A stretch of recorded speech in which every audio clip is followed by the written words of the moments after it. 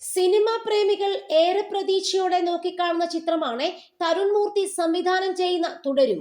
മോഹൻലാൽ ഒരു സാധാരണ ടാക്സി ഡ്രൈവറുടെ വേഷത്തിലെത്തുന്ന ചിത്രത്തിൽ ശോഭനയാണ് നായിക. 15 വർഷങ്ങൾക്ക് ശേഷമാണ് മോഹൻലാൽ ശോഭന കോംബോയിൽ ഒരു ചിത്രം ഒരുങ്ങുന്നത് എന്ന പ്രത്യേകതയും തുടരും എന്ന സിനിമയ്ക്കുണ്ട്.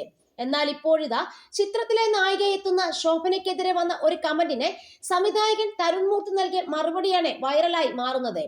മീന ലാലേട്ടൻ ആണ് സൂപ്പർ കോംബോ, ശോഭന തള്ള ആയി എന്ന കമന്റിനാണ് തരുൺ മറുപടി നൽകിയത്.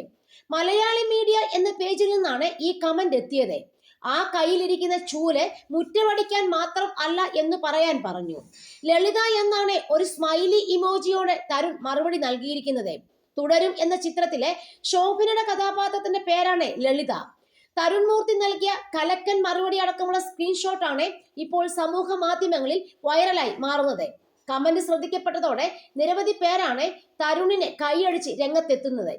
അതേസമയം ഫാമിലി ഡ്രാമ വിഭാഗത്തിൽ ഒരുങ്ങുന്ന ചിത്രത്തിൽ മോഹൻലാൽ, ശോഭന എന്നിവർക്ക് പുറമെ ബിനു, പപ്പു, ഫർഹാൻ, ഫാസിൽ, മണിയമ്പിള്ള രാജു തുടങ്ങിയവരും നിരവധി പുതുമുഖങ്ങളും അണിനിരക്കുന്നുണ്ട്.